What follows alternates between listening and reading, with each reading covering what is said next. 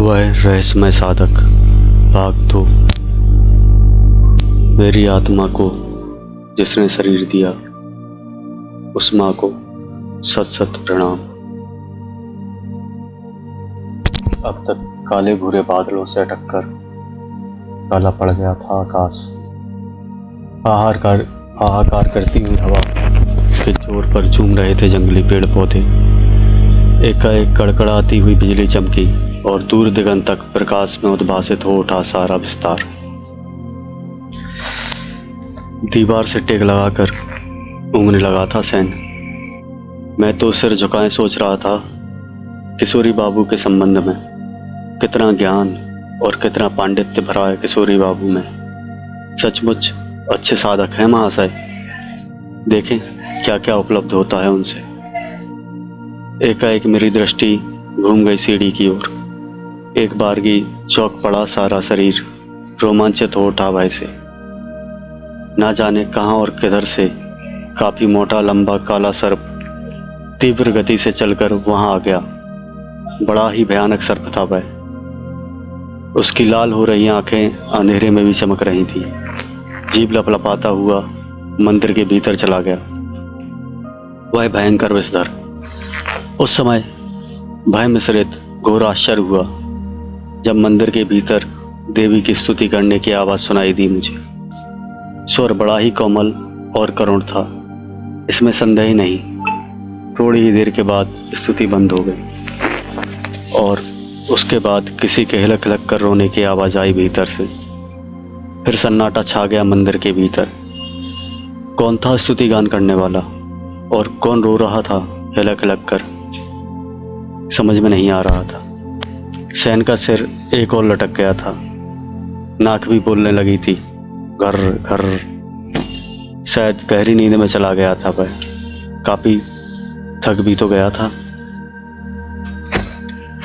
कुछ देर बाद चैतन्य हुए किशोरी बाबू। सिर घुमाकर चारों ओर देखा और फिर बोले, क्या हुआ? मैंने सारी बातें बतलाई। सर्प की स्तुति की और किसी के विगलित कंठ से रोने की। सब कुछ सुनकर थोड़ा गंभीर हुए किशोरी बाबू। फिर मंदिर के भीतर की ओर देखते हुए बोले, चक्रेश्वरी बाबा थे वह। यह सुनकर चौंक उठा एक बारगी में। इंद्रजाल सा लगा मुझे सब कुछ। जमाई लेते हुए किशोरी बाबू आगे कहने लगे, तुम बहुत भाग्यवान हो। एक उच्च कोटि के महान तंत्र साधक का सर्पयोनी में तुम्हें दर्शन लाभ हुआ और उनका स्तुति गान भी सुनने को मिला। अपने आप को सार्थक समझो तुम। जीवन कृतार्थ हो गया रे तेरा।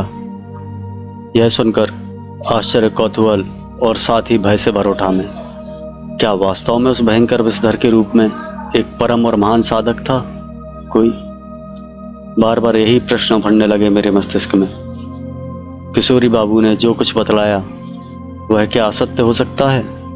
नहीं नहीं, कभी नहीं।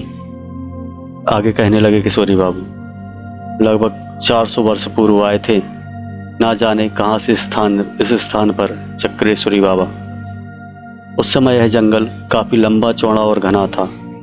सांप और जंगली जानवरों के भय से रात की बात छोड़ो, दिन में भी इधर कभी कदाही कोई चला आता था। जो आता था वह लकड़ी काटने के लिए आता था। उस समय इसी स्थान पर रहकर चक्रेश्वरी बाबा ने साधना की थी महाकाली की, पूरे 40 वर्ष, समझे। और जब उनके शरीर की सीमा समाप्त हो गई तो उसे त्याग कर सर्पयोनि ग्रहण कर लिया, इसलिए कि उनकी साधना पूर्ण नहीं हुई थी अभी। कहने की आवश्यकता नहीं, तब से लेकर आज तक सर्प शरीर में रहते हुए साधना कर रहे हैं महाशय। सर्प के रूप में इस जंगल में कहां और किस स्थान पर रहते हैं चक्रेश्वरी बाबा, यह बतलाना कठिन है।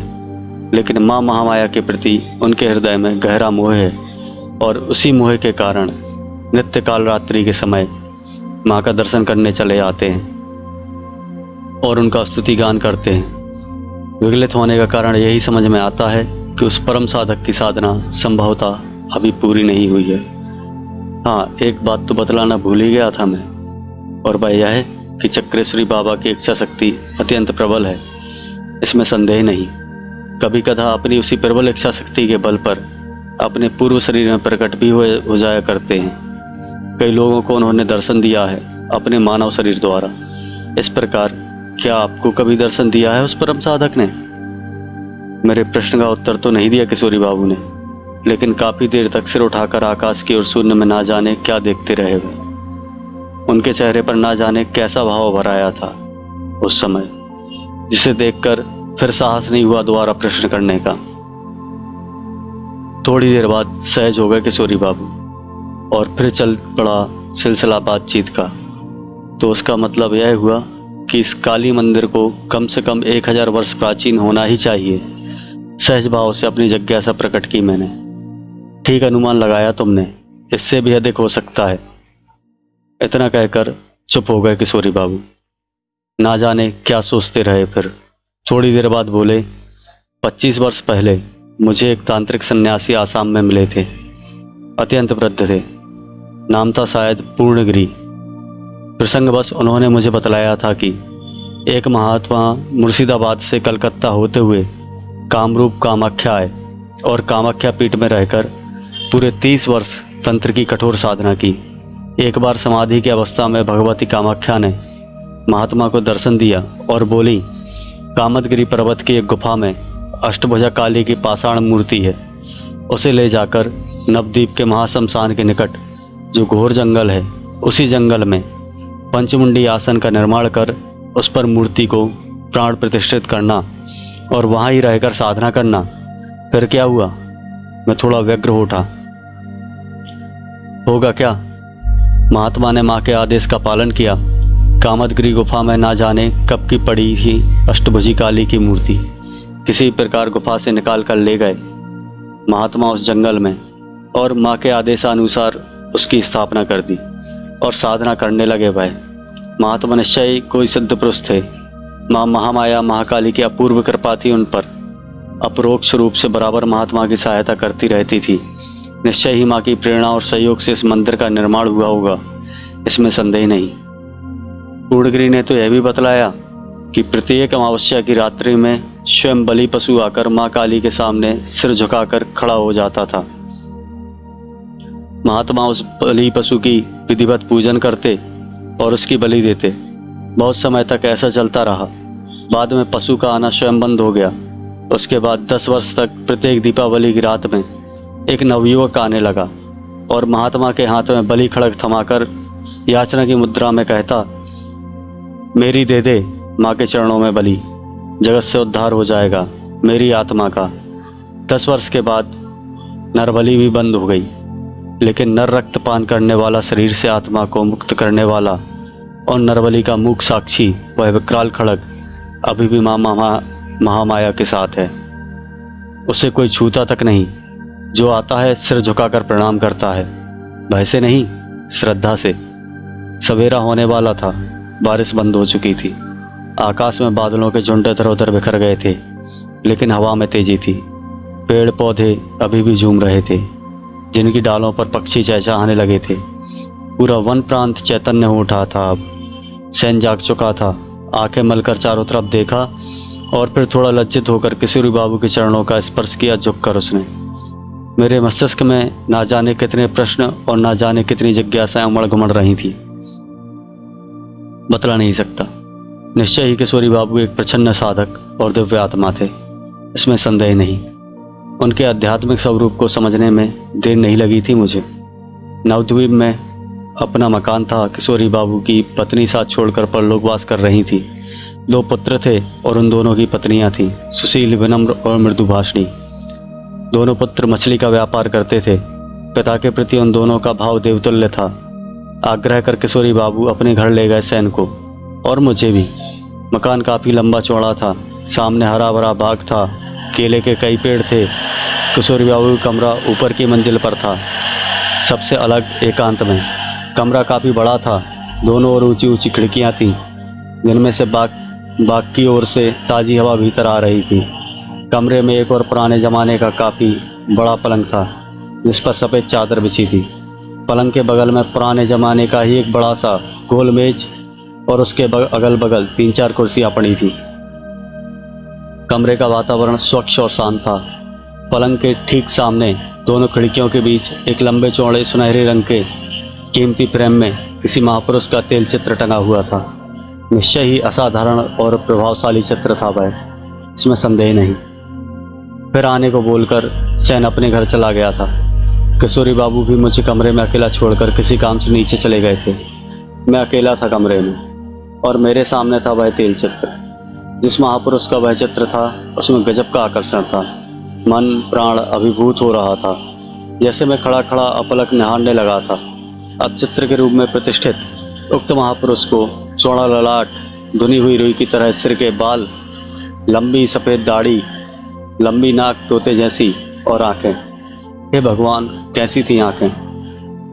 बाघिन जैसी पीली और चमकदार, क्रूरता मिश्रित भय के साथ साथ करुणा और अनुकंपा का भी भाव था। बाघिन जैसी उन आंखों में किस व्यक्ति का था वह चित्र? कौन था वह? ना जाने कब पीछे आकर खड़े हुए किशोरी बाबू, पता ही ना चला। हंसकर बोले, ये मेरे गुरुदेव हैं। अच्छा, बड़ा ही सजीव चित्र है गुरुदेव का, मैंने कहा, सिर घुमाकर किशोरी बाबू की ओर देखते हुए। मैं सहज भाव से बोला, आप तांत्रिक जैसे लगते नहीं। धोती कुर्ता पहनते हैं, बिल्कुल साधारण वेशभूषा और रहन सहन, रुद्राक्ष की माला, नरमुंड, शराब की बोतल, रक्तवसन, त्रिशूल, कुछ भी तो नहीं है आपके पास। मेरी बात सुनकर हो होकर हंसने लगे कि किशोरी बाबू फिर बोले, गृहस्थ जीवन में साधना नहीं हो सकती क्या? अपनी अपनी समझ है। जहाँ तक मेरा विचार है उसके अनुसार गृहस्थ जीवन में रहकर साधना करने वाला साधक सच्चा साधक होता है, वही परिपक्व होता है। नदी की धारा में बहना सरल है, श्रम नहीं करना पड़ता, लेकिन विपरीत धारा में बहना बहुत कठिन और श्रम साध्य है। ऐसा ही समझो, ग्रस्त रहकर साधना करना उल्टी धारा में बहने के समान है।